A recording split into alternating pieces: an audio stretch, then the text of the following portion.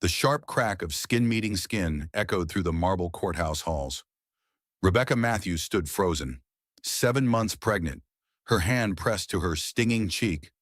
The courtroom gasped as Vanessa Sterling's diamond bracelet caught the light, her manicured hand still hovering in the air. "That's what you get for ruining my life, you pathetic cow," the millionaire's mistress hissed. But what happened next would change everything. Because sometimes, your lowest moment becomes the launching pad for your greatest transformation. Sometimes, the woman who slaps you in court becomes the reason you discover just how powerful you really are. This is the story of Rebecca Matthews, a woman who thought she knew her husband, a woman who thought she understood her marriage, a woman who was about to discover that everything she believed about her life was a carefully constructed lie. In the next 90 minutes, you'll witness a pregnant wife's journey from victim to victor. You'll see how a public humiliation became a private revelation, and you'll discover what happens when a woman finally stops apologizing for taking up space in her own life. But I have to warn you, this story contains truths that might make you uncomfortable. Revelations that might make you question everything you think you know about love, loyalty, and what happens when money tries to buy its way out of consequences. So if you're ready to hear about the day that changed Rebecca's life forever, settle in. Because this is a story about justice, dignity, and the moment when a woman discovers that she's stronger than everyone told her she was. Chapter 1.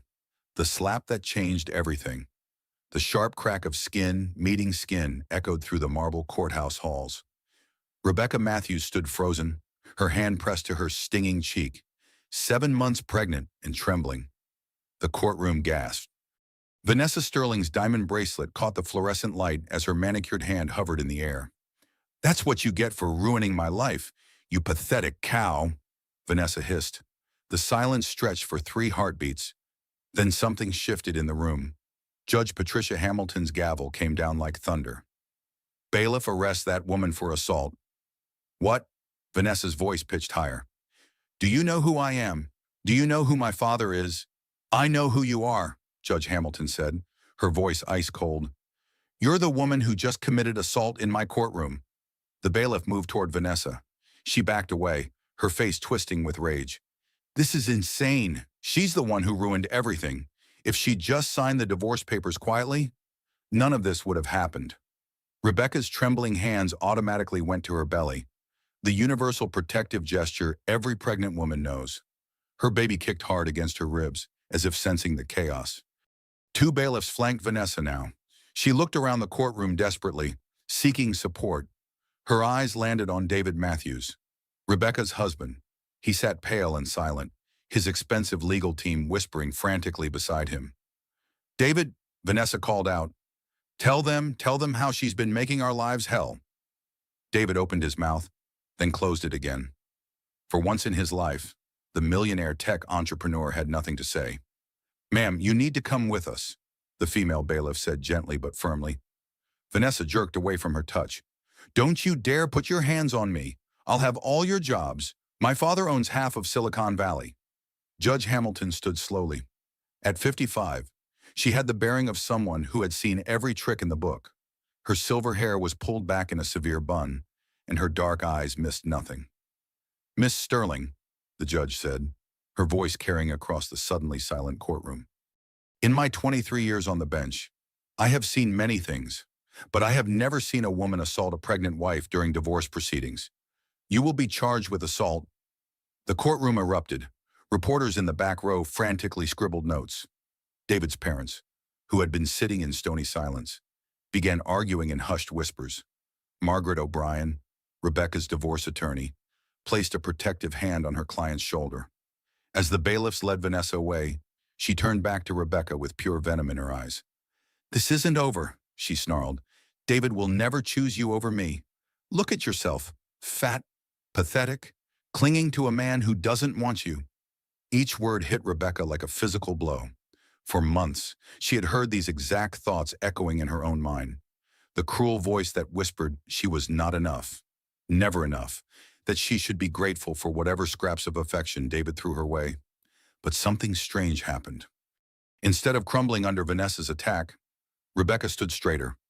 The baby kicked again, stronger this time, and she felt a spark of something she had not experienced in months. Power. The bailiff whispered something in Judge Hamilton's ear that made the judge's face go white. Rebecca caught fragments of the conversation. Security cameras caught everything. Your Honor, multiple angles. And there's something else. Judge Hamilton's eyes found Rebecca's across the courtroom. Something passed between them. Understanding, recognition, respect. Mrs. Matthews, the judge said, her voice gentler now. Are you injured? Do you need medical attention?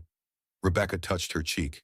It throbbed where Vanessa's rings had scraped the skin, but the pain felt distant, unimportant. I need justice, Your Honor.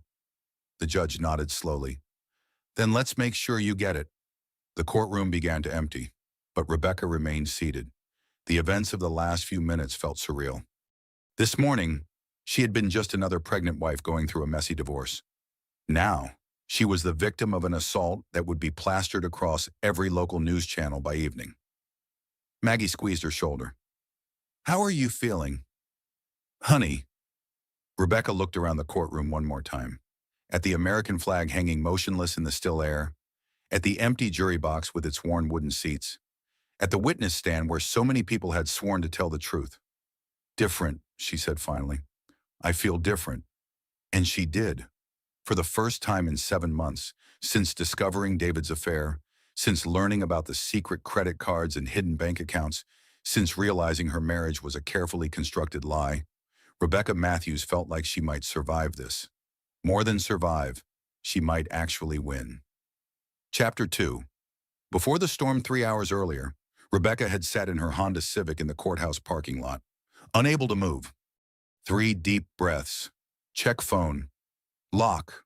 Unlock. Lock. The ritual she had performed every morning since finding David's text messages 6 weeks ago.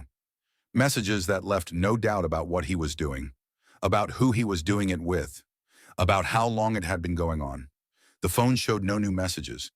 David had not contacted her since their last screaming match 3 days ago. The silence felt heavier than his lies. A tap on the passenger window made her jump.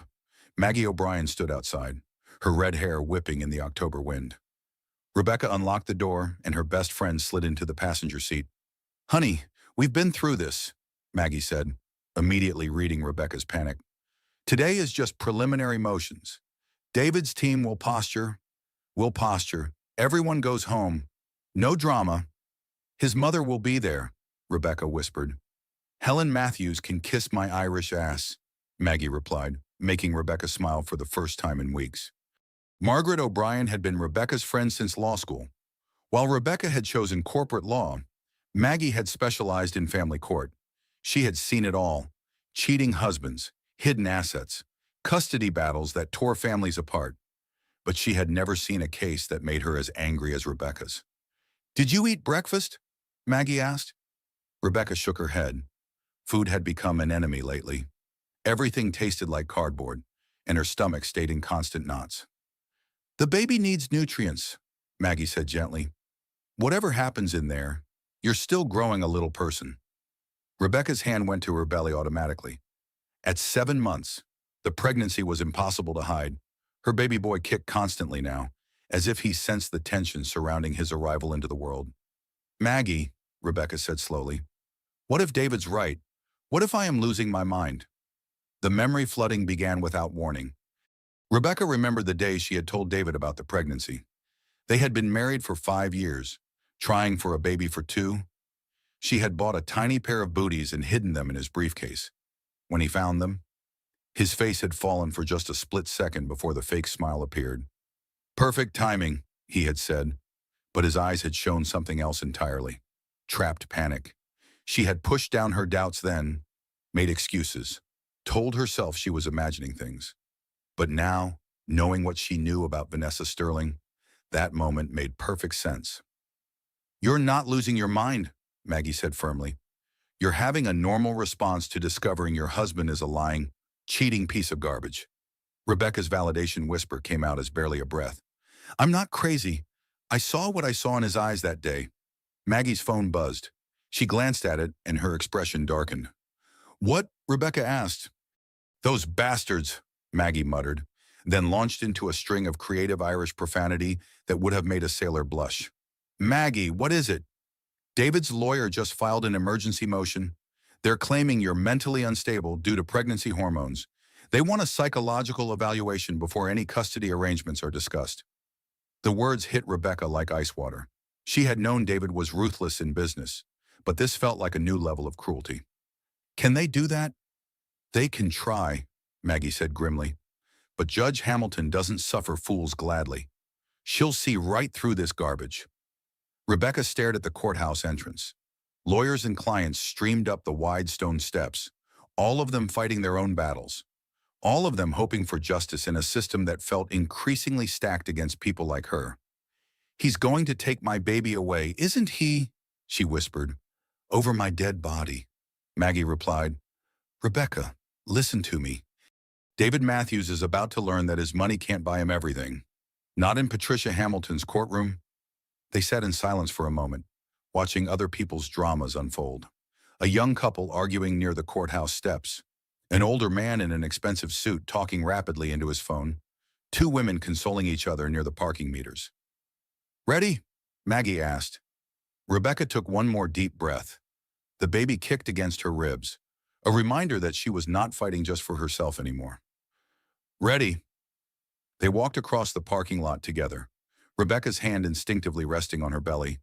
The October air was crisp and clean, carrying the scent of fallen leaves and approaching winter. By the time her baby was born in January, her entire life would be different. She just had no idea how different. The courthouse loomed before them, its granite columns and marble steps speaking of justice and permanence. Rebecca had always found courthouses intimidating, even as a lawyer. There was something about the weight of all the decisions made within those walls. All the lives changed, all the families broken and rebuilt. Today, she would become part of that history. As they climbed the courthouse steps, Rebecca's phone buzzed with a text from her doctor. "Appointment reminder, check up tomorrow at 10 a.m. Remember to bring your partner if possible for ultrasound." Partner. As if David would show up. He had missed the last 3 appointments, always with some urgent business excuse. Now she knew the real reason. He had been too busy planning his exit strategy. "You okay?" Maggie asked, noticing her expression. "Fine," Rebecca lied. "Let's get this over with." Neither of them had any idea that in less than 3 hours, Rebecca's entire world would change forever. Chapter 3. The Courtroom Circus. The family courtroom felt like a theater designed for breaking hearts. High ceilings with ornate molding, dark wood paneling that had witnessed decades of family disputes. Rows of gallery seats where people's lives were put on display for all to see. The American flag hung motionless in the corner, a reminder that justice was supposed to be blind. Rebecca entered to find David already seated with his legal team. 3 sharks in expensive suits, their briefcases open and papers spread across the table like battle plans. But it was the woman beside him that stole Rebecca's breath. Vanessa Sterling looked like she had stepped off the cover of a magazine. Blonde hair in a perfect chignon, a designer dress that probably cost more than Rebecca's monthly grocery budget. She wore the kind of confidence that came from never having to worry about money or consequences. She was everything Rebecca was not. Thin where Rebecca was round with pregnancy, polished where Rebecca felt frayed and exhausted, young and fresh where Rebecca felt ancient at 32. Vanessa caught Rebecca staring and smiled. It was not a kind smile.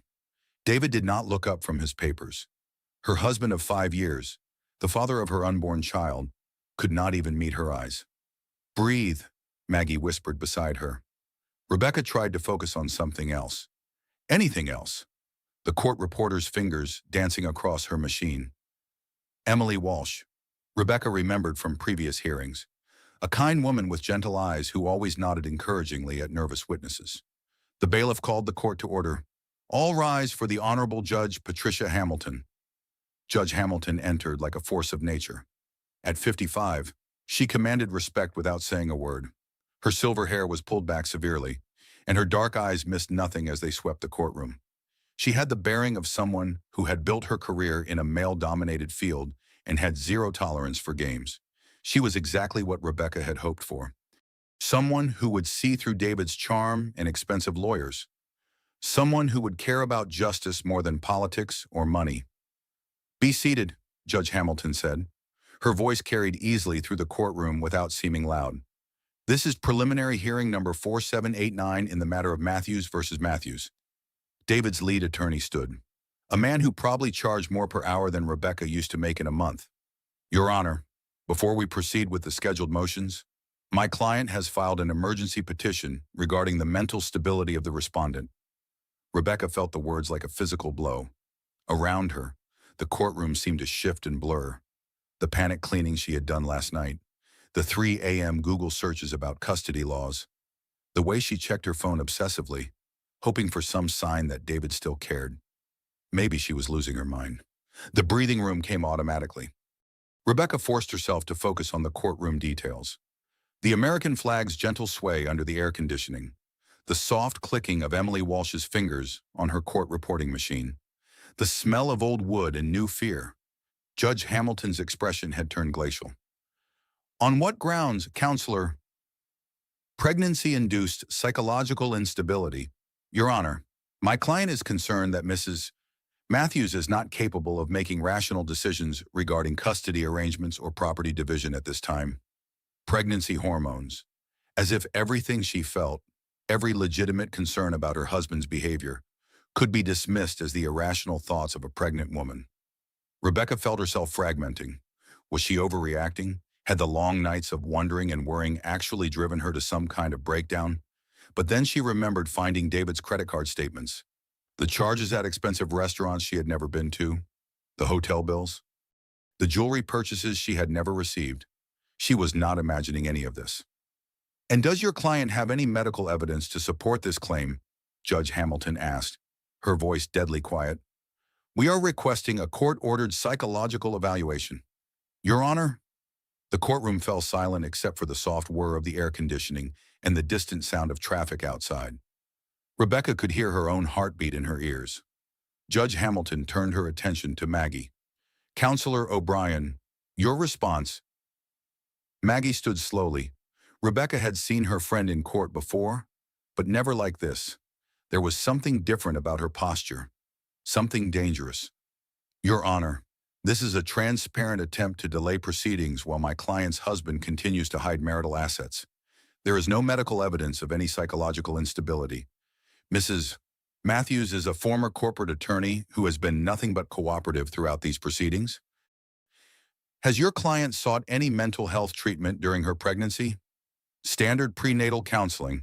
Your Honor, nothing beyond the norm for a woman dealing with an unfaithful spouse and impending divorce? Rebecca caught sight of David's parents in the gallery. James Matthews looked uncomfortable. His weathered face creased with disapproval. Helen Matthews, on the other hand, kept shooting sympathetic glances toward Vanessa, as if the other woman was somehow the victim in all this. The peak emotional moment came when David's lawyer began reading from the motion. The respondent has exhibited erratic behavior, including obsessive monitoring of the petitioner's activities, emotional outbursts, and an inability to engage in rational discourse about the dissolution of the marriage. Each word felt like a slap. Obsessive monitoring, as if checking up on her cheating husband was somehow unreasonable. Emotional outbursts, as if anger was not a natural response to betrayal. Inability to engage in rational discourse, as if she was the one being unreasonable. Rebecca's hands trembled in her lap. Maybe they were right. Maybe she was losing her grip on reality. The way she had reorganized the kitchen cabinets at 2 a.m. last week, unable to sleep, needing to control something in her chaotic world. The way she had called David's office 6 times in one day, knowing he would not answer but needing to hear his voice. But then Vanessa Sterling stood up. It happened so suddenly that Emily Walsh stopped typing mid-sentence. The entire courtroom turned to watch as Vanessa rose from her seat beside David, her face twisted with rage. "This is all your fault," she snarled at Rebecca, her voice carrying across the silent courtroom. "If you just signed the papers quietly, none of this would be happening." She stepped into the aisle, moving toward Rebecca with purpose. Judge Hamilton's gavel came down once, sharply. "Miss Sterling, return to your seat immediately." But Vanessa was beyond hearing. Months of frustration and entitlement boiled over as she approached Rebecca's table. "You're pathetic," she continued, her voice rising. "Clinging to a man who doesn't want you, making everyone's life miserable because you can't accept reality. David half rose from his seat. Vanessa, sit down. But it was too late. Vanessa Sterling, daughter of millionaire Robert Sterling, mistress of tech entrepreneur David Matthews, had reached Rebecca's table, and her manicured hand was already rising. The slap came without warning. Chapter 4. Aftermath and Revelations. Chaos erupted in the marble courthouse. The sharp crack of the skin meeting skin hung in the air like a gunshot. Rebecca's head snapped to the side, her hand flying instinctively to her stinging cheek. Vanessa Sterling stood over her, diamond bracelet glittering, chest heaving with rage. For a moment, the entire courtroom held its breath. Then Judge Hamilton's gavel came down like thunder. "Bailiff, arrest that woman for assault," Vanessa screamed as the female bailiff moved toward her. "Do you know who my father is? I'll have all your jobs." "I don't care if your father owns half of Silicon Valley," Judge Hamilton replied, her voice cold as winter steel. "In my courtroom, we follow the law." The bailiff reached for Vanessa's arm. She jerked away, her perfect composure completely shattered. "This is insane. She's the one who ruined everything. Look at her, sitting there playing the victim." Rebecca's hand went to her cheek where Vanessa's rings had scraped the skin. Every woman in that courtroom knew this feeling. The sting of public humiliation, the burn of being attacked when vulnerable, the shame that came not from anything you had done, but from someone else's inability to control themselves. But something else happened. Something Rebecca had not expected. Instead of crumbling under the attack, she stood straighter. The baby kicked hard against her ribs, as if responding to the chaos, as if telling her to fight back, to stand up, to stop apologizing for existing. "Ma'am, you need to come with us," the second bailiff said, moving to flank Vanessa. "Don't you dare touch me," Vanessa shrieked, backing toward David's table. "David, tell them how she's been stalking us." All eyes turned to David Matthews, the millionaire tech entrepreneur who commanded boardrooms and closed million-dollar deals, the man who had charmed his way through 5 years of marriage while secretly planning his escape. He sat frozen, his mouth opening and closing like a fish out of water. "David," Vanessa called again, desperation creeping into her voice. David started, then stopped. For perhaps the first time in his adult life, he had nothing to say. His father, James Matthews, stood up in the gallery. At 65, he still carried himself like the military officer he had once been. His face was flushed with anger, but not at Rebecca. "Sit down, son," he said quietly. "You've done enough damage." Helen Matthews tugged at her husband's sleeve. "James, please, this is not the time." "When is the time, Helen?" James shot back. "When our son's pregnant wife has been assaulted in open court." The courtroom erupted in whispers. Reporters in the back rows scribbled frantically. Cell phone cameras appeared despite the bailiff's efforts to stop them. Vanessa realized she was losing the room. Her voice pitched higher, more desperate. "You don't understand. She's been making our lives hell for months, following us, calling David's office, showing up places uninvited." Rebecca found her voice for the first time since the slap. "I followed my husband to one restaurant," she said clearly, "to confirm what I already knew, that he was cheating on me while I carried his child." The simple dignity of her response cut through Vanessa's hysteria like a blade. Judge Hamilton called for order, but her eyes never left Rebecca's face. There was something in the judge's expression that Rebecca could not quite read. Recognition, perhaps, or respect.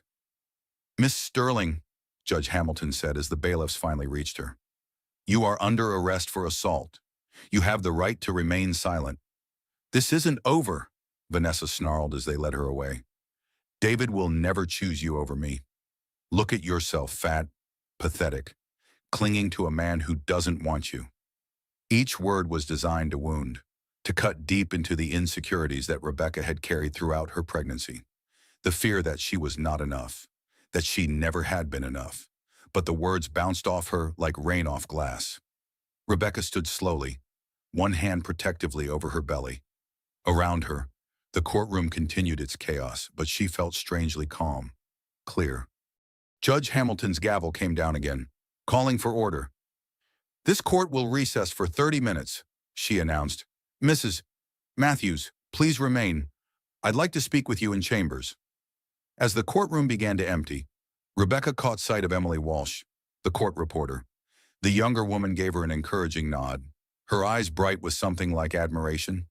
Even some of the lawyers looked disgusted by what they had witnessed. A pregnant woman assaulted in court was beyond the pale, even in the often ugly world of family law. Maggie squeezed Rebecca's shoulder. "How are you feeling, honey?" Rebecca touched her cheek again. It throbbed where Vanessa's rings had made contact, but the pain felt distant, unimportant compared to the clarity she suddenly felt. "Different," she said. "I feel different." And she did. For months, she had felt like a victim, like someone things happened to rather than someone who made things happen. She had apologized for her husband's betrayal, blamed herself for not being enough to keep him faithful, accepted that somehow his choices were her fault.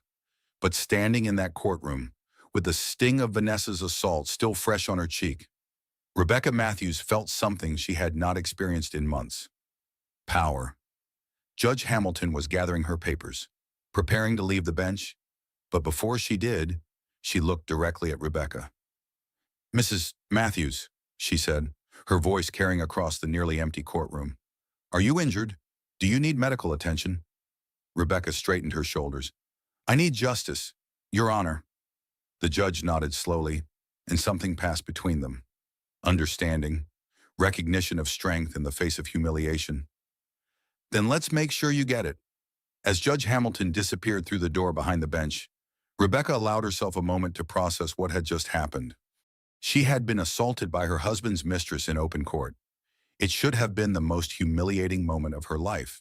Instead, it felt like the beginning of something new, something that belonged entirely to her. Chapter 5. The Judge's Chambers. Judge Patricia Hamilton's chambers felt like a sanctuary after the chaos of the courtroom. Dark wood bookcases lined the walls, filled with legal texts and bound court decisions. A large window overlooked the courthouse parking lot, where Rebecca could see people hurrying about their daily business, unaware that her world had just shifted on its axis. The judge poured Rebecca a glass of water with steady hands. At 55, Patricia Hamilton moved with the quiet confidence of someone who had spent 23 years navigating the treacherous waters of family court. "I've been on the bench for 23 years, Judge Hamilton said, settling behind her desk. "I've seen it all. Custody battles that destroy children. Financial disputes that bankrupt families. But what happened out there?" She shook her head. "In all my years, I have never seen a woman assault a pregnant wife during divorce proceedings." Rebecca sipped the water gratefully. Her throat felt dry and raw, as if she had been screaming, though she could barely remember speaking at all. "Your Honor, I know how this looks," she began. "Pregnant woman, emotional, making scenes. Mrs. Matthews, stop." Judge Hamilton's voice was gentle but firm. "You were assaulted in my courtroom. The only person who should be embarrassed is the one wearing handcuffs." The deep vulnerability layer began to crack open inside Rebecca's chest. For months, she had held herself together through sheer force of will, kept working until David convinced her to quit, kept smiling at family gatherings even as her marriage crumbled, kept making excuses for behavior that had no excuse. But sitting in the quiet dignity of the judge's chambers, Rebecca's composure finally began to fracture. "I don't know who I am anymore," she whispered, the words spilling out like water through a broken dam. 6 months ago, I was a successful corporate lawyer. I had my own clients, my own cases. I was good at what I did. She paused, one hand resting on her belly where the baby kicked restlessly. Now I'm 7 months pregnant, unemployed, and my husband is flaunting his girlfriend in court while claiming I'm mentally unstable. Judge Hamilton leaned forward, her dark eyes intent. "Tell me about your legal background." Rebecca found herself talking about law school, the late nights in the library, surviving on coffee and determination, the thrill of her first courtroom victory in a complex corporate dispute, the satisfaction of building cases from nothing, finding the thread of logic that would unravel her opponent's arguments. The woman she used to be before she let David convince her that staying home was better for the family, before she started measuring her worth by his approval, before she became someone who happened to instead of someone who made things happen. As she spoke, something shifted in Judge Hamilton's expression. Interest, recognition, the look of one legal mind recognizing another. What kind of corporate law? The judge asked. Contract disputes, mostly. Some intellectual property work. I specialized in cases where the facts were complicated, but the law was clear. David used to say I had a gift for making complex situations simple. Rebecca's validation whisper came out stronger than she had intended. I was good at my job. I was really good. That version of me still exists somewhere. Judge Hamilton was quiet for a long moment, studying Rebecca's face. Outside, a siren wailed in the distance, heading towards some other crisis in the city. Mrs. Matthews, the judge said finally, I'm going to ask you something, and I want you to think carefully before you answer. Rebecca nodded, suddenly nervous. If you could do anything right now, anything at all, what would it be? The question caught Rebecca off guard.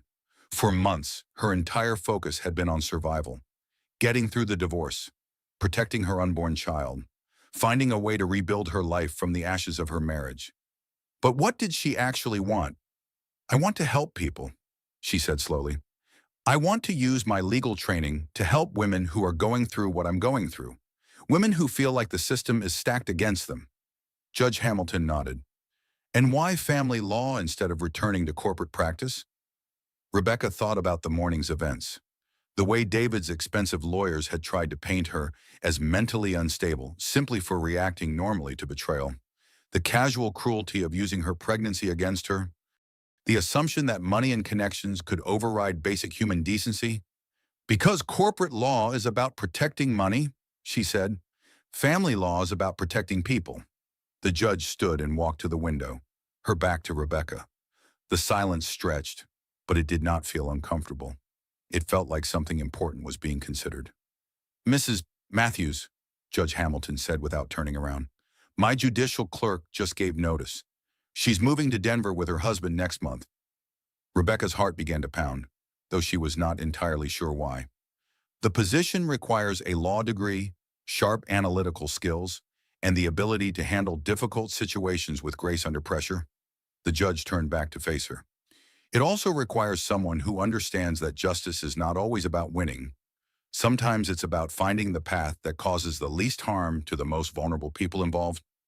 The baby kicked hard against Rebecca's ribs, as if sensing the importance of this moment.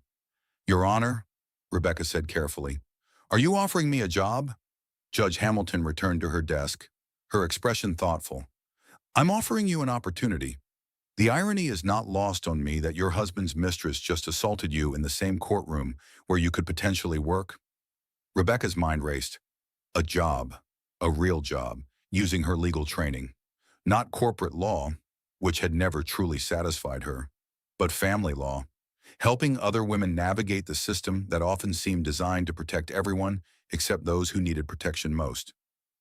The position would start immediately, Judge Hamilton continued. The pay is decent, though not what you're probably used to from private practice. The hours can be long, but the work, she paused, the work matters.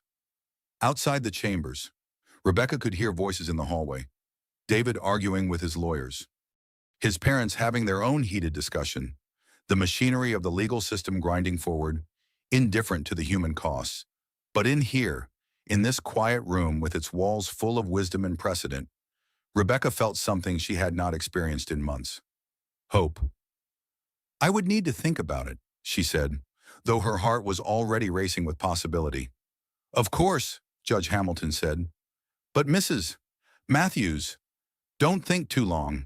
Sometimes the best opportunities come disguised as our worst moments. A knock on the door interrupted them. Judge Hamilton's secretary peered in. Your Honor, the Sterling family attorney is here. He's requesting an immediate conference about his client. Judge Hamilton's expression hardened. Tell him he can file a motion like everyone else. Miss Sterling is in custody, and that's where she'll stay until her arraignment. As the secretary withdrew, the judge turned back to Rebecca. Money and connections, she said quietly. They think they can buy their way out of consequences. Sometimes they're right, but not in my courtroom. Rebecca stood slowly, her hand automatically going to her belly. The baby had settled into a quiet rhythm, as if he too was considering the possibilities that lay ahead. Thank you, Your Honor, for everything. Thank me by thinking about what I've said. And Mrs. Matthews, what happened out there today was not your fault. Don't let anyone convince you otherwise. As Rebecca reached for the door handle, Judge Hamilton spoke again. The position I mentioned, it would mean you'd be here every day, in this courthouse, in the same building where you were assaulted. Some people might find that difficult. Rebecca paused, her hand on the cool metal of the door handle. She thought about Vanessa Sterling's twisted face as she delivered that slap, about David's silence when he should have defended her, about months of feeling powerless and afraid. Your Honor, she said, turning back to face the judge, I think I'd find it empowering. Judge Hamilton smiled for the first time that day. It transformed her stern features, revealing the woman behind the black robes. I was hoping you'd say that. As Rebecca opened the door to return to the chaos of the courthouse hallway, she carried with her something she had not possessed when she entered the chambers, a future, and for the first time in months, it belonged entirely to her. Chapter 6. An Unexpected Alliance. The courthouse hallway buzzed with activity as Rebecca emerged from Judge Hamilton's chambers. David paced near the elevator, his expensive lawyer whispering damage control strategies in his ear. His usually perfect hair was disheveled, and his designer suit looked rumpled. For the first time since she had known him, David Matthews looked rattled. His parents had claimed a bench near the courtroom doors. James Matthews sat with his head in his hands while Helen Matthews dabbed at her eyes with a tissue. The perfect family image they had cultivated for decades was crumbling in real time, but it was the new arrival that caught everyone's attention. Robert Sterling strode through the courthouse entrance like a man accustomed to commanding attention. At 58, Vanessa's father had the silver hair and tailored presence of old money. He was flanked by a crisis management team that looked like they had been pulled away from more important clients. Rebecca watched as they approached David's group, money recognizing money, power gravitating toward power. Maggie appeared at Rebecca's elbow. How did it go in there? Judge Hamilton offered me a job, Rebecca said quietly.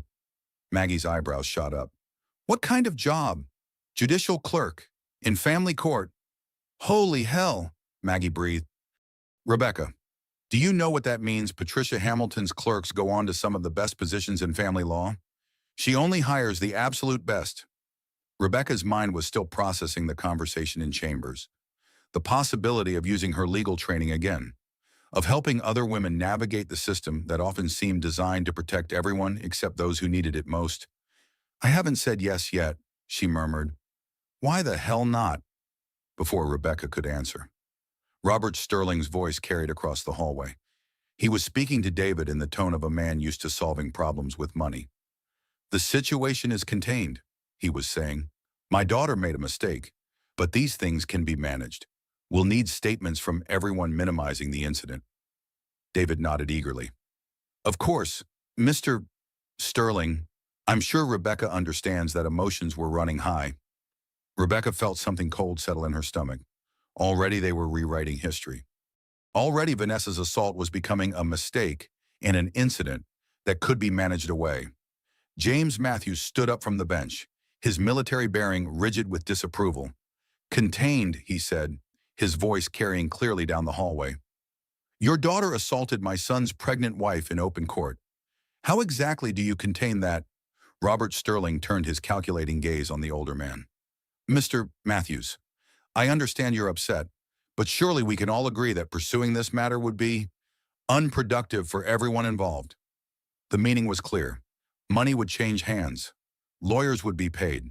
The whole ugly incident would disappear into the legal machinery that protected people like the Sterlings from the consequences of their actions. Rebecca found herself walking toward the group before she consciously decided to move. Maggie hurried to keep up, her heels clicking on the marble floor. Mrs. Matthews, Robert Sterling said as she approached. His smile was perfectly calibrated, neither too warm nor too cold. I cannot express how sorry I am about my daughter's behavior today. Vanessa has been under tremendous stress. Rebecca stopped a few feet away from the group. David would not meet her eyes. His parents looked uncomfortable but resigned. The crisis management team watched her like scientists observing a potentially dangerous specimen. Stress, Rebecca repeated quietly. Yes, Sterling continued smoothly. The situation has been difficult for everyone involved, but I'm confident we can reach an understanding that serves everyone's best interests. Rebecca's hand went to her belly automatically.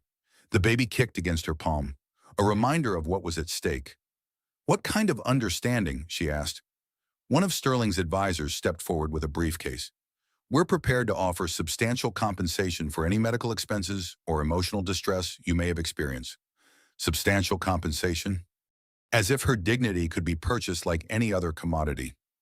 Rebecca looked around the group, at David, who still could not meet her eyes, at his parents, who looked ashamed but unwilling to rock the boat, at the Sterling team, who had probably handled dozens of similar situations for wealthy families whose children believed consequences were for other people. The memory flooding continued, but this time it was different. Rebecca remembered law school, sitting in Professor Martinez's ethics class. The professor had asked a simple question: what is justice? Some students had talked about following the law. Others had mentioned punishment fitting the crime. But Rebecca had raised her hand and said something that had stuck with her ever since. Justice is what happens when power can't buy its way out of consequences. Now, on standing in the courthouse hallway with her cheek still stinging from Vanessa Sterling's assault, Rebecca understood what Professor Martinez had been trying to teach them. This was the moment. This was when she would discover what justice actually meant to her. Mr. Sterling, she said, her voice carrying clearly down the hallway. Your daughter didn't just assault me.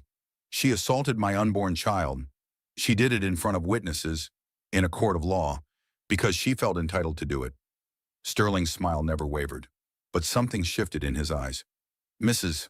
Matthews, I understand you're upset, but surely we can handle this quietly. These situations don't need to become public spectacles. Rebecca felt the anger rising, but it was different from the helpless rage she had carried for months. This was clean anger, focused anger, the kind that led to action rather than despair. You want to handle this quietly so your daughter doesn't face consequences for her actions, she said, so she can continue believing that money and connections make her untouchable. Now see here, one of Sterling's advisors began, but Rebecca continued. I spent months being told I was overreacting, that I was imagining things, that my pregnancy was making me unstable. But I'm not the one who committed assault in open court. David finally looked up. Becca, please, let's just move past this. For the baby's sake. For the baby's sake. The phrase that had been used to manipulate her throughout the entire marriage. Don't travel while pregnant. For the baby's sake. Don't work late. For the baby's sake. Don't ask too many questions about where I've been. For the baby's sake. Rebecca's validation whisper came out strong and clear. I deserve more than hush money. I deserve better than being paid to disappear. The hallway had grown quiet. Other people's conversations had stopped as they sensed the drama unfolding. Court reporters paused their typing. Lawyers turned to watch. Robert Sterling's facade began to crack slightly. Mrs. Matthews, you seem like an intelligent woman. Surely you understand that pursuing charges against my daughter serves no one's interests. It serves justice's interests, Rebecca replied. And that's the only interest I care about right now. Sterling's crisis team exchanged glances. This was not going according to their usual script. Most people, when offered enough money, chose the path of least resistance, but Rebecca was not most people. And as her phone buzzed with an incoming text message, she was about to discover just how deep the rabbit hole of her marriage's deception actually went. The text was from Dr. Sarah Thompson, her OB-GYN. Saw the courthouse footage on the news? Need to tell you something about David's last visit. Can you call me? Rebecca's blood turned to ice as she read the message. Whatever Dr. Thompson needed to tell her, it was serious enough to risk doctor-patient confidentiality. She looked up at the group of men still discussing how to make her disappear quietly from their lives. At David, who was nodding along with whatever Sterling's team was proposing.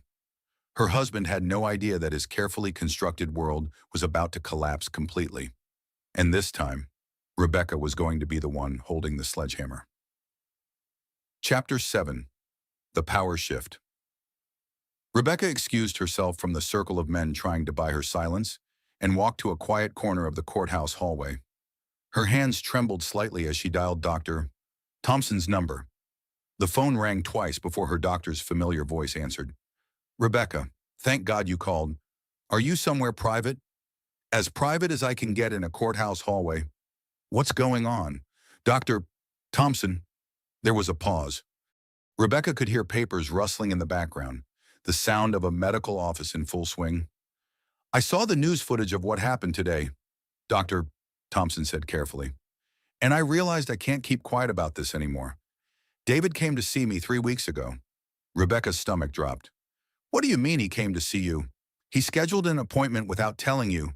He wanted me to arrange a paternity test." The words hit Rebecca like a physical blow. She leaned against the marble wall for support, one hand instinctively going to her belly. "He what?" she whispered. "He claimed he had concerns about the timeline of conception. He wanted me to perform the test during your next ultrasound without your knowledge." Rebecca's mind reeled. Every doctor's appointment David had attended, every time he had placed his hand on her belly and smiled, every "I love you" he had whispered to their unborn son. All of it had been performance. All of it had been lies. "I refuse, of course," Dr. Thompson continued. "I told him that any paternity testing would require your full informed consent. He became quite agitated and accused me of not understanding the legal implications." "Did he say why he thought—" Rebecca couldn't finish the sentence. "He mentioned that the timing was suspicious given your work schedule last spring. He said there were opportunities for you to have been unfaithful during business trips." Business trips. Rebecca remembered those trips clearly. 3 days in Chicago for a corporate merger. 2 days in Portland for a client meeting. She had been working 16-hour days, barely had time to sleep, let alone conduct an affair. But David had been projecting his own behavior onto her. Because he was cheating, he assumed she must be too. "Dr. Thompson, why are you telling me this now?" "Because after what I saw on the news today, I realize that man doesn't deserve your protection. What kind of husband allows his mistress to assault his pregnant wife? What kind of father doubts his own child's parentage?" Rebecca closed her eyes, absorbing the full weight of David's betrayal. It wasn't just the affair with Vanessa. It wasn't just the hidden assets and secret credit cards. He had never believed the baby was his. Every tender moment had been a lie. Every expression of excitement about becoming a father had been an act. Her deepest truth moment arrived with crystal clarity. David never believed the baby was his. He had been going through the motions of a loving husband while harboring the devastating suspicion that she had been unfaithful. When Rebecca opened her eyes, she saw David across the hallway, still deep in conversation with Robert Sterling's team. He was nodding and gesturing, probably agreeing to whatever arrangement they were proposing. He had no idea that his secret had just been exposed. Rebecca walked back toward the group with a strange sense of calm. The transformed power layer was beginning to take hold. She was no longer the victim in this story. She was no longer the woman things happened to. She was the woman who was about to make things happen. "David!" she called out as she approached. He looked up, and for a moment, his expression was almost hopeful, as if he thought she was coming to agree to Sterling's terms. "Dr. Thompson called," she said simply. The color drained from David's face so quickly that Rebecca thought he might faint. Around him, the Sterling crisis team continued their conversation, unaware that the entire dynamic had just shifted. "Becca, I can explain," David began. "Explain what?" Rebecca's voice was calm, controlled. "Explain that you've spent 7 months pretending to be excited about our baby while secretly believing I cheated on you." The hallway conversation stopped. James and Helen Matthews looked up sharply. Even Robert Sterling's advisors paused their scheming to listen. "That's not... I was just..." David's famous composure, the smooth confidence that had built his tech empire, crumbled before everyone's eyes. "You scheduled a paternity test behind my back," Rebecca continued, her voice carrying clearly down the marble hallway. "You told our doctor that you had concerns about the timeline of conception?" Helen Matthews gasped audibly. James Matthews stood up slowly, his face darkening with rage.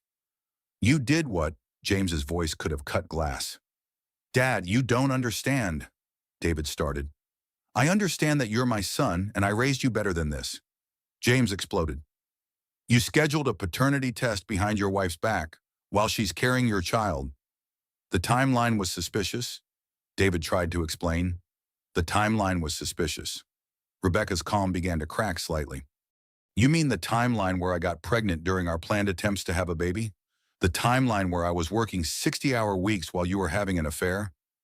David looked around desperately for support, but found none. His expensive lawyers were studying their phones intently, suddenly very interested in avoiding eye contact. Robert Sterling's team had taken a step back, recognizing that their careful damage control strategy had just exploded. Even Helen Matthews, who had spent the entire morning making excuses for David's behavior, looked horrified. David, she whispered, how could you think such a thing about Rebecca? The baby kicked hard against Rebecca's ribs, as if responding to the stress and tension. But this time, instead of the anxiety she had felt for months, Rebecca felt something else entirely: righteous anger. Every smile, she said, her voice growing stronger. Every I love you. Every time you felt him kick and pretended to be excited. It was all an act while you harbored this devastating doubt about my faithfulness? She stepped closer to David, close enough to see the fear in his eyes. You want to know what's really suspicious about the timeline? She asked. The fact that you got me pregnant right before you started your affair? Like you needed to secure your backup plan before you started shopping for my replacement? The accusation hung in the air like smoke. David opened his mouth to deny it, but Rebecca continued. When did it start? David. The affair with Vanessa. Was it before or after you got me pregnant? Silence stretched through the hallway. Other conversations had stopped entirely. Even the court personnel had paused to listen to the drama unfolding. David's silence was answer enough. Judge Hamilton appeared at the far end of the hallway, returning from whatever business had taken her away from chambers. She took in the scene with sharp eyes, Rebecca standing tall and calm, David pale and shaken, two sets of parents looking mortified, and a group of expensive consultants realizing their carefully laid plans had just collapsed. The judge approached slowly, her presence commanding attention without her having to speak. Is there a problem here? She asked quietly. Rebecca turned to face Judge Hamilton, and when she spoke, her voice carried the full weight of her legal training and her newfound determination. No, Your Honor. No problem at all. Just a few things becoming clear that should have been clear months ago. Judge Hamilton nodded slowly, understanding passing between them. And Mrs. Matthews, have you given any thought to our earlier conversation? Rebecca looked around the hallway one more time, at the expensive lawyers and crisis managers trying to make her disappear, at the husband who had never trusted her and never would, at the future that stretched ahead of her, uncertain but finally her own. Yes, Your Honor, she said clearly. I accept the position. The judge smiled, and Rebecca felt something settle into place inside her chest, something that felt like coming home. Chapter 8. The Sterling Cleanup Crew. Robert Sterling watched the exchange between Rebecca and Judge Hamilton with the calculating gaze of a man who had spent decades reading situations and adjusting his strategies accordingly. When Judge Hamilton disappeared back toward her chambers, Sterling approached Rebecca with renewed purpose, but something had changed in his demeanor. The smooth confidence was still there, but underneath it was something that looked almost like respect. Mrs. Matthews, he said, I owe you an apology.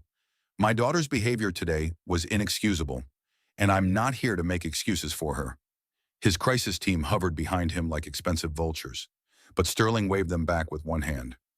I've spent the last hour listening to lawyers and publicists tell me how to make this problem disappear, he continued, but standing here, watching you handle yourself with dignity while my daughter acted like a spoiled child, I realized something.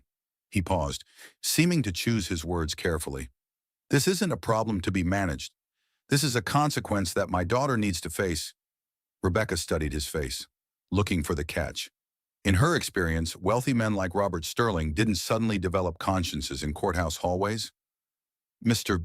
Sterling, she said slowly, what exactly are you saying? I'm saying that Vanessa has spent her entire life believing that money and connections can fix any mistake, that there's always a way to buy her way out of consequences. His voice hardened. Today, that stops. Behind him, His crisis management team exchanged alarmed glances. This was clearly not the strategy they had discussed. "Sir," one of his advisors stepped forward, "perhaps we should discuss this privately."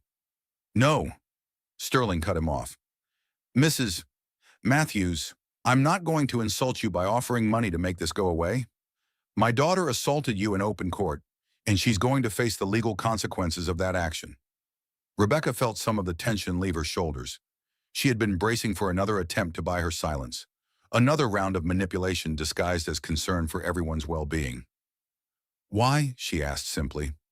Sterling looked toward the courtroom where his daughter had been arrested just hours earlier. "Because 28 years ago, I married a woman who thought she could do whatever she wanted because her father had money. It took 3 years of marriage and a very expensive divorce to realize that entitled behavior doesn't improve with age." The breathing room scene arrived naturally. Rebecca excused herself to the courthouse bathroom, needing a moment to process everything that had happened. In the mirror, she saw the handprint on her cheek where Vanessa had slapped her. The skin was beginning to bruise, a purple shadow that would remind her of this day for weeks to come. But she also saw something else. Her own eyes, clear and determined for the first time in months. She splashed cold water on her face and really looked at herself. Still pregnant, still tired, still carrying the emotional weight of a marriage that had been built on lies, but no longer defeated. Maggie found her there, leaning against the bathroom counter. "How are you holding up, honey?" "Better than I expected," Rebecca said honestly. "Maggie, Sterling's team was talking numbers earlier. How big were the numbers?" "7 figures," Maggie said quietly. "They were prepared to offer 7 figures for a quiet settlement and a non-disclosure agreement." 7 figures. Enough money to set up her and the baby for life. Enough to disappear quietly and never have to see David or Vanessa again. "What do you think I should do?" Rebecca asked. Maggie leaned against the bathroom wall, studying her friend's face. "I think," she said carefully, "that you need to decide what justice looks like for you. Is it money? Is it seeing Vanessa face consequences? Or is it something else entirely?" Rebecca's validation whisper came out clear and strong. "I deserve more than hush money. I deserve better than being paid to disappear." "Then what do you want?" Rebecca thought about Judge Hamilton's offer, about the possibility of using her legal training to help other women navigate the system, about working in the very courthouse where she had been assaulted, but this time as an officer of the court rather than a victim. "I want to matter," she said finally.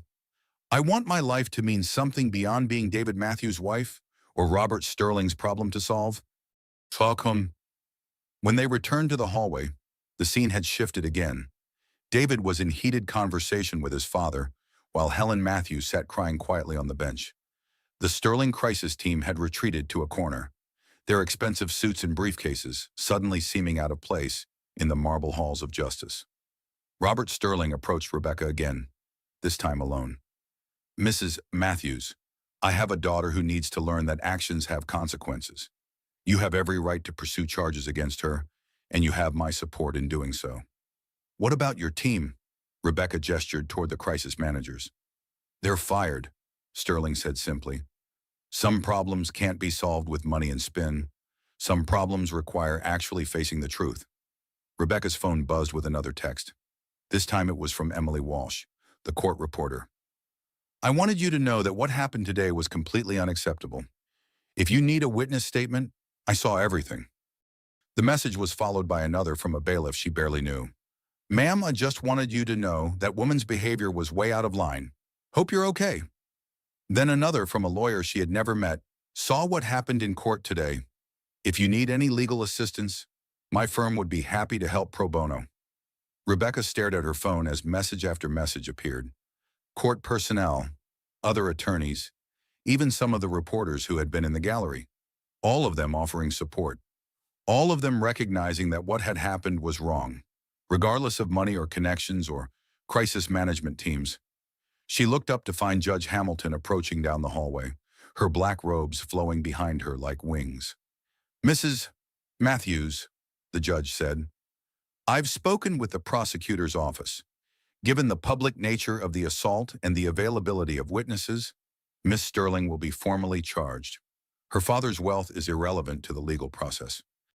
Robert Sterling nodded approvingly. "As it should be, Your Honor." Judge Hamilton's eyes moved to David, who was still arguing with his father near the elevators. "Mr. Matthews," she called out. "A word." David approached reluctantly, his usual confident stride reduced to a nervous shuffle. "Your wife has just accepted a position as my judicial clerk," Judge Hamilton said quietly, "which means she'll be working in this courthouse every day. I trust that won't present any problems." David's eyes widened as the implication sank in. Rebecca would be here, in the building where his carefully constructed lies had been exposed, working for the judge who would be overseeing his divorce proceedings. "No problems, Your Honor," he managed to say. "Good," Judge Hamilton replied, "because if there are any problems, any attempts to interfere with Mrs. Matthews' work or create difficulties for her in this building, I will consider it contempt of court. Are we clear? Crystal clear, Your Honor." As Judge Hamilton walked away, David turned to Rebecca with something like desperation in his eyes. "Becca, please, we can work this out. Vanessa meant nothing to me. The paternity thing was just... I was confused, scared about becoming a father." Rebecca looked at him for a long moment. The man she had married, the father of her child, the person who had let another woman assault her while carrying his baby. "David," she said quietly, "you're not the one who should be confused or scared. I've been the adult in this relationship for a long time." She turned to Judge Hamilton, who had paused near the courtroom doors. "Your Honor, when do I start?"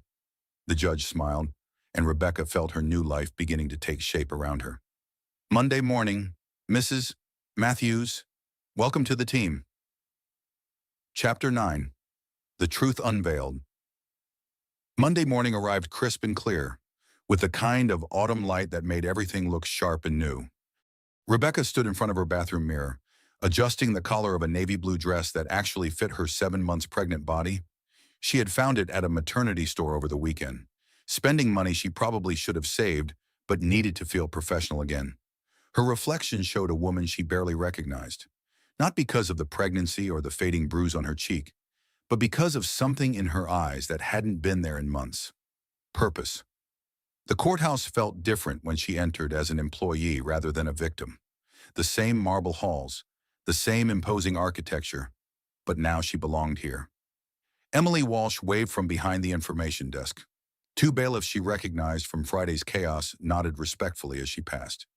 Judge Hamilton's chambers were on the 3rd floor, accessible through a private entrance that bypassed the public areas. Rebecca found the judge already at her desk, reading through case files with the intense concentration she had come to associate with Patricia Hamilton. "Mrs. Matthews." The judge looked up with a smile. "Ready for your first day?" "More than ready, Your Honor." The morning flew by in a blur of case law, scheduling, and administrative tasks that reminded Rebecca why she had loved legal work in the first place. The intellectual challenge of analyzing complex family situations, the satisfaction of finding precedents that could help resolve disputes, the quiet dignity of working within a system that, despite its flaws, still aimed for justice. Around 11 o'clock, Judge Hamilton's secretary announced that there was a visitor. "Dr. Sarah Thompson is here to see Mrs. Matthews. She says it's important." Rebecca found her obstetrician waiting in the small conference room adjacent to the judge's chambers. Dr. Thompson looked nervous, her usually calm demeanor replaced by something that resembled anxiety. "Rebecca, thank you for seeing me. I know you're starting a new job today." "Of course. What's going on?" "Doctor." Thompson closed the door and sat across from Rebecca at the small conference table. "I've been thinking about our conversation on Friday, about David's request for a paternity test." She paused, seeming to gather her courage. "There's something else I need to tell you." Rebecca's stomach clenched. "What do you mean David didn't just ask for a paternity test? He provided me with specific dates when he claimed you might have been unfaithful. Dates that corresponded to your business trips last spring?" The room felt suddenly cold. Rebecca remembered those trips clearly.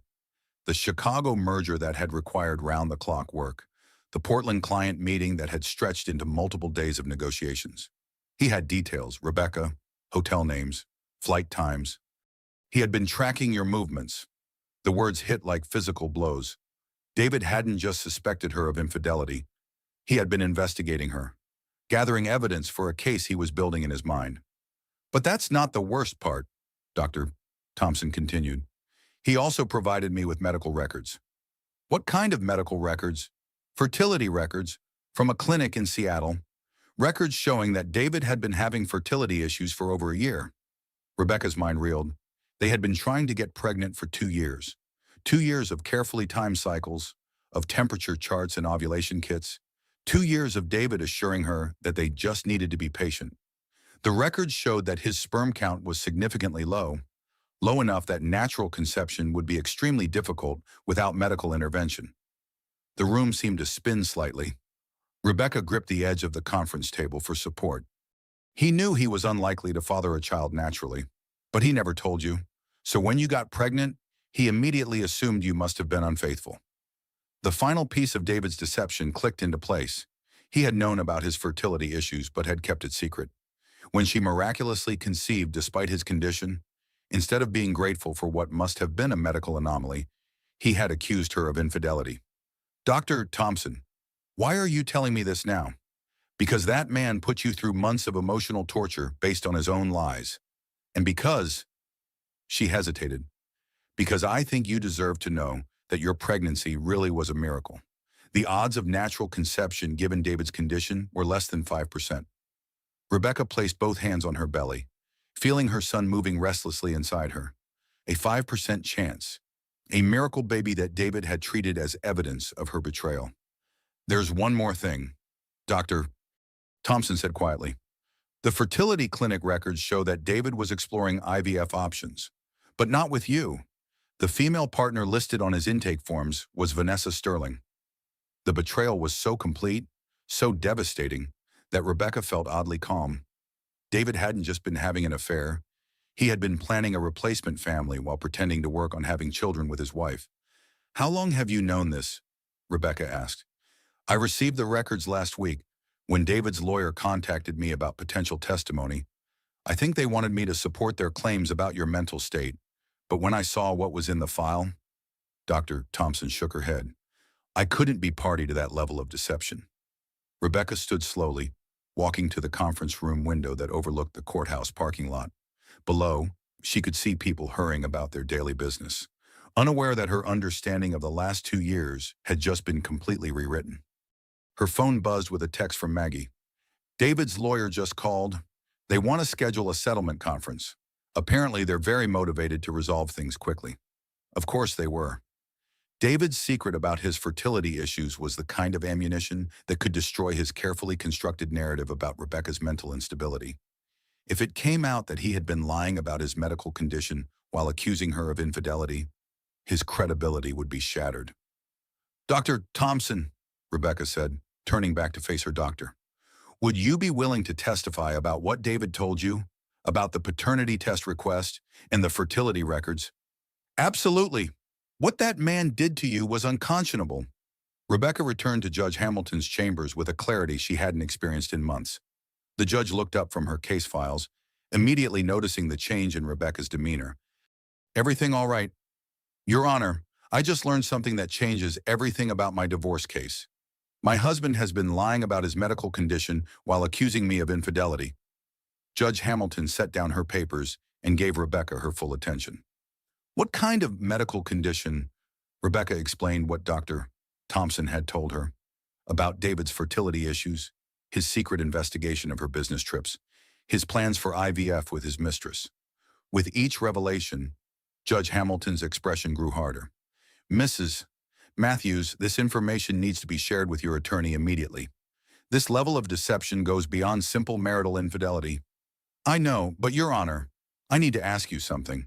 If this information comes out in court, if David's lies are exposed publicly, it could affect our working relationship here. Judge Hamilton considered this for a moment. Mrs.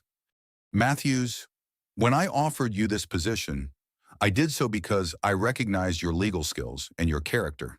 Your personal situation, however it resolves, doesn't change those qualities. She paused. If anything, what you've endured and how you've handled it convinces me that you're exactly the kind of person who should be working in family court. Rebecca felt something settle in her chest, a sense of rightness, of being exactly where she belonged. Her phone rang. Maggie's name appeared on the screen. "I have to take this," Rebecca said.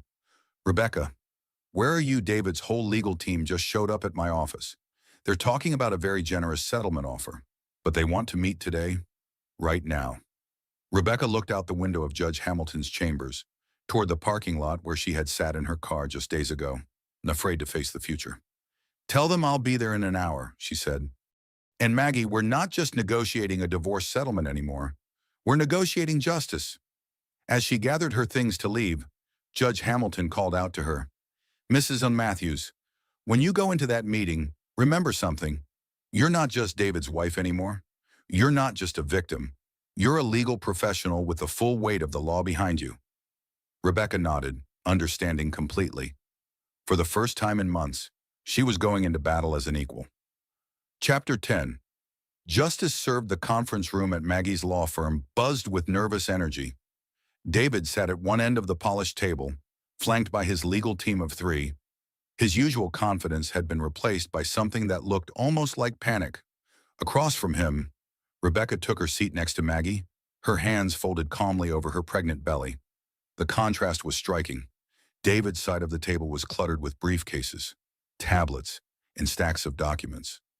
Rebecca's side was nearly empty except for a single manila folder that Maggie had placed in front of her. "Thank you all for coming on such short notice," David's lead attorney began. "My client is very motivated to reach an amicable resolution that serves everyone's interests." Amicable resolution. Rebecca almost smiled at the euphemism.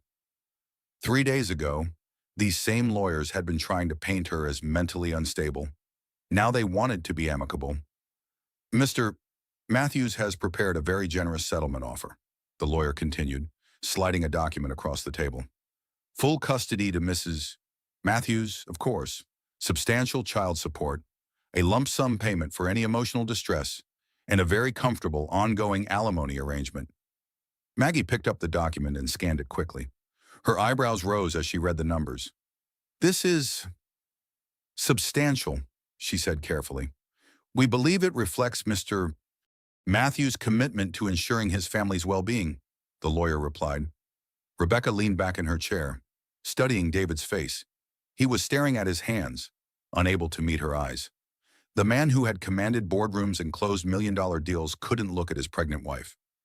"There is one small condition," the lawyer added, almost as an afterthought.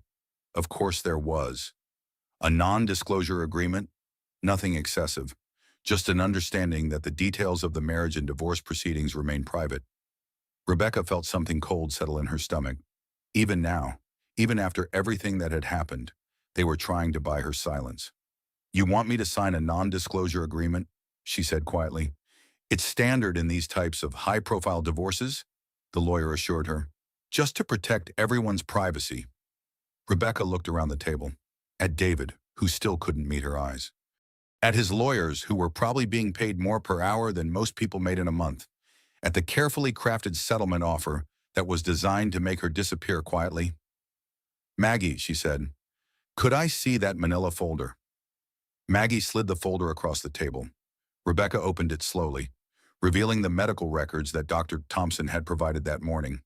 David's fertility test results, his secret IVF consultations with Vanessa Sterling, documentation of his lies about his medical condition while he accused Rebecca of infidelity. David's face went white as he recognized what she was holding. "Gentlemen," Rebecca said, her voice carrying clearly through the conference room, "before we discuss any settlement, there are some facts we need to address." She began reading from the medical records. David's sperm count results, the dates of his fertility consultations, the IVF intake forms listing Vanessa Sterling as his intended partner. With each revelation, David's legal team grew quieter. The confident posturing disappeared, replaced by the grim realization that their client's credibility was evaporating in real time. "So you see," Rebecca concluded, "my husband spent months accusing me of mental instability and infidelity, while he was the one lying about his medical condition and planning a replacement family." The silence in the conference room was deafening. "Mrs. Matthews," David's lawyer said carefully, "surely we can discuss this privately." "No," Rebecca replied. I'm done with private discussions. I'm done with being told to keep quiet for everyone else's comfort. She turned to face David directly. For the first time in the meeting, he looked up and met her eyes. David, do you remember what you said to me when I told you I was pregnant? He didn't answer.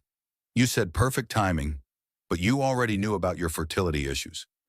You knew the chances of natural conception were less than 5%.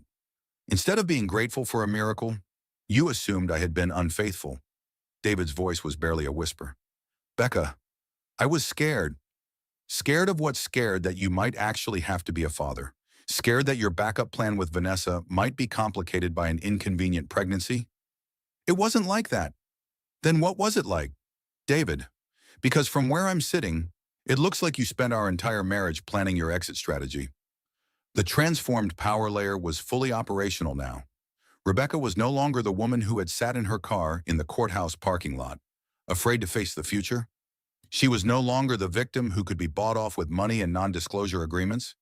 She was the woman who had chosen justice over convenience, who had chosen dignity over destruction, who had chosen herself. The settlement offer is generous, she said, sliding the document back across the table. But it comes with conditions I can't accept. Mrs. Matthews, David's lawyer tried again. Surely we can reach an understanding that works for everyone. Here's my understanding, Rebecca replied. David lied about his medical condition while accusing me of infidelity. He planned a replacement family while pretending to work on having children with his wife. He allowed his mistress to assault me in open court while I was carrying his child. She paused, letting the weight of those words settle over the room. So no, I will not sign a non-disclosure agreement. I will not be paid to disappear quietly, and I will not pretend that any of this was acceptable behavior from a husband and father. David finally found his voice. Becca, please, think about the baby. Think about what's best for our family. I'm thinking about the baby, Rebecca replied. I'm thinking about what kind of world I want to bring him into. A world where actions have consequences. Where women don't have to accept abuse in silence. Where justice matters more than money. She stood slowly, her hand resting on her belly where the baby kicked against her palm. David, you want to know what's best for our family?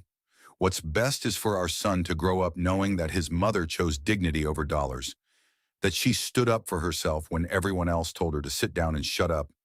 The final validation whisper came out clear and strong. I'm not the one who should be confused or scared. I've been the adult in this relationship for a long time.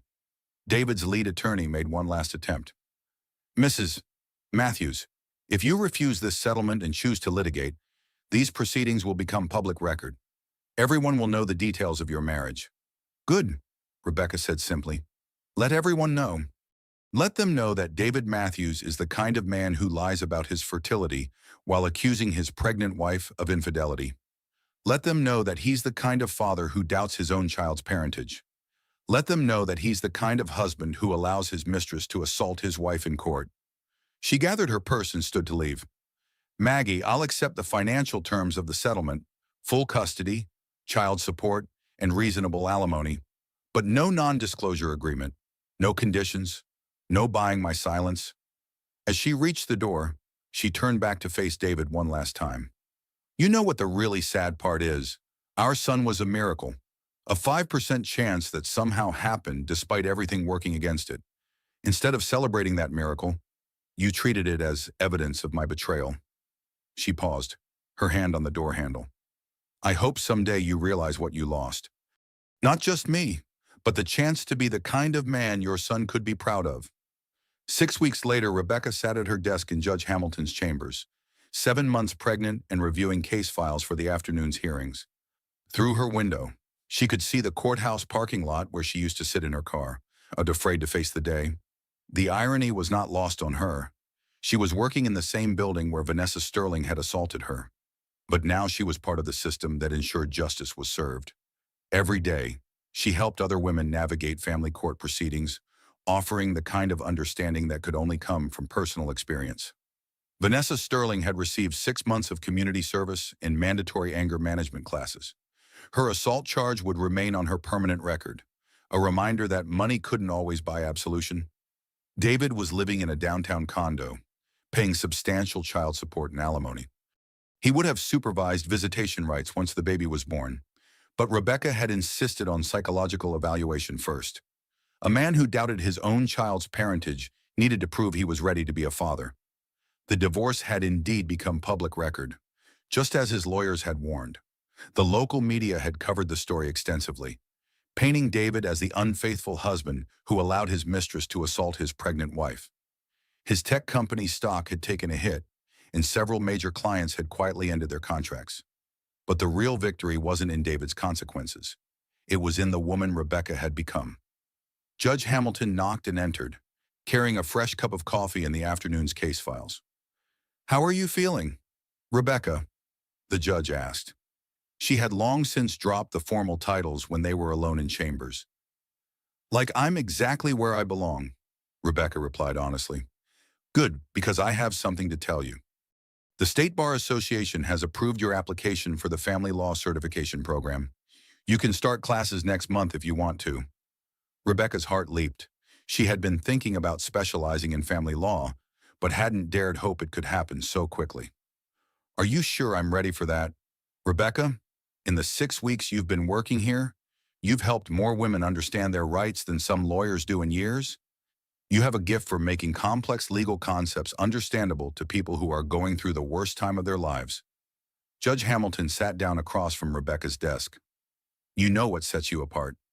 You've been where they are.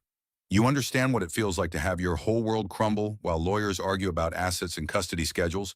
That experience makes you invaluable." Rebecca's phone buzzed with a text from Dr. Thompson. "Ultrasound appointment reminder for tomorrow at 10 a.m. Baby boy is measuring perfectly healthy." Baby boy, her son, who would grow up knowing that his mother had chosen strength over silence, that she had refused to be bought off or intimidated into disappearing. "Judge Hamilton," Rebecca said, "there's something I want to ask you." "What's that? When you offered me this job, was it because you felt sorry for me because of what happened with Vanessa?" Judge Hamilton leaned back in her chair, considering the question seriously.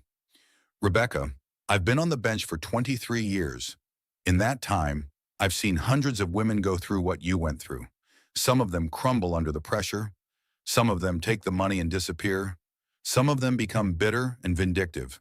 She paused, her eyes meeting Rebecca's directly. "But very few of them do what you did.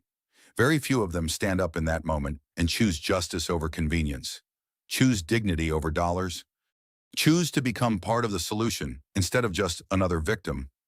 Rebecca felt tears prick at her eyes, but they were good tears, tears of recognition and validation. "I offered you this job because I saw in you exactly what family court needs. Someone who understands that behind every case file is a real person going through the worst time of their life. Someone who won't let money and connections override what's right." The baby kicked hard against Rebecca's ribs, as if he too approved of the direction her life had taken. "There's something else," Judge Hamilton continued. "I've been talking to the Chief Justice about creating a new position, a family court advocate who would work specifically with women going through high-conflict divorces, someone who could help them understand their rights and navigate the system." Rebecca's pulse quickened. "What kind of position?" "The kind that would let you help women like you used to be. Women who are being told they're crazy or unstable. Women whose husbands are using money and lawyers to intimidate them into silence." The circular ending was perfect. Rebecca would be working in the same courthouse where her lowest moment had occurred, but now she would be the one helping other women find their strength. "I'm interested," she said simply. "I thought you might be." Judge Hamilton smiled. "The position would start after your maternity leave, assuming, of course, that you're interested in changing the system from the inside." Rebecca looked out her window one more time, toward the parking spot where she used to sit paralyzed by fear and uncertainty. A young woman was sitting in a car there now, clearly gathering courage for whatever legal battle waited for her inside. "Judge Hamilton," Rebecca said, "I've never been more interested in anything in my life." 3 months later, Rebecca gave birth to a healthy baby boy. She named him James, after David's father, who had been the only member of the Matthews family to consistently support her throughout the divorce proceedings. David attended the birth, but as a visitor rather than a partner. He held his son for exactly 7 minutes before Rebecca's mother firmly but politely suggested he leave. 6 months after that, Rebecca returned to work as the courthouse's first-ever family court advocate. Her job was to help women understand their rights, connect them with resources, and ensure that money and intimidation tactics didn't override justice. On her first day back, she found a note on her desk from Emily Walsh, the court reporter. "Thank you for showing us what courage looks like." But the real measure of Rebecca's transformation came on a Tuesday morning in late fall, almost exactly 1 year after Vanessa Sterling had slapped her in Judge Hamilton's courtroom. Rebecca was meeting with a new client, a young woman whose husband was claiming she was mentally unstable due to postpartum depression. The woman sat in Rebecca's office, tears streaming down her face, convinced that she was going to lose her children. "He says I'm crazy," the woman whispered. "He says no judge will give custody to a mother who needs antidepressants." Rebecca leaned forward, her voice gentle but firm. "Listen to me very carefully. You are not crazy. You are having a normal response to an abnormal situation, and there are laws in place to protect mothers from exactly this kind of manipulation." She spent the next hour explaining the woman's rights, connecting her with a therapist who specialized in postpartum issues, and helping her understand that seeking help for depression was a sign of strength, not weakness. As the woman left, visibly stronger and more hopeful than when she had arrived, Rebecca felt a deep sense of satisfaction. This was what justice looked like. Not revenge or punishment, but protection for those who needed it most. Her phone buzzed with a text from Maggie. "Saw the news story about your advocacy program. Proud of you. Girl, you're changing lives." Rebecca smiled and picked up the next case file. A woman whose husband was hiding assets in offshore accounts. A mother whose ex was using their children as weapons in a custody battle.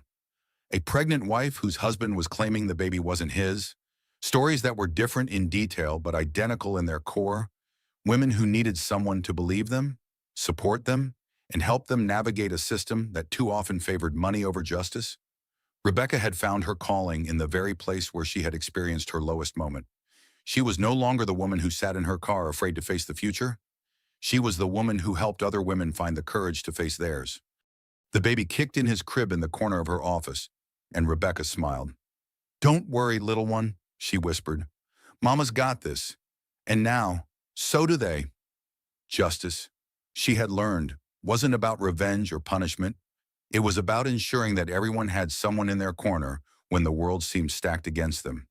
It was about making sure that dignity always defeated dollars, that truth always triumphed over manipulation, and that courage was always contagious. Most importantly, it was about showing other women that they didn't have to accept less than they deserved simply because someone told them to. Rebecca Matthews had found her voice in a courthouse hallway, and now she was teaching other women to find theirs. That, she realized, was the sweetest justice of all. If Rebecca's story moved you, if it made you think about the power of choosing dignity over dollars, I'd love to hear your thoughts in the comments below. Have you ever faced a moment where you had to choose between what was easy and what was right? This story reminds us that sometimes our worst moments become our greatest opportunities for growth. If you believe in the power of standing up for yourself, even when everyone tells you to sit down and stay quiet, please give this video a thumbs up. And if you know someone who needs to hear Rebecca's story, someone who might be going through their own difficult time and needs a reminder of their own strength, please share this with them. Sometimes we all need to remember that we're more resilient than we think. For more stories about real people facing impossible choices and finding their courage, make sure to subscribe and hit that notification bell, because everyone deserves to hear stories that remind them they're not alone in their struggles. Thank you for listening to Rebecca's journey. Remember, your story matters too, and you're stronger than you know. Until next time, keep choosing courage over comfort and dignity over dollars.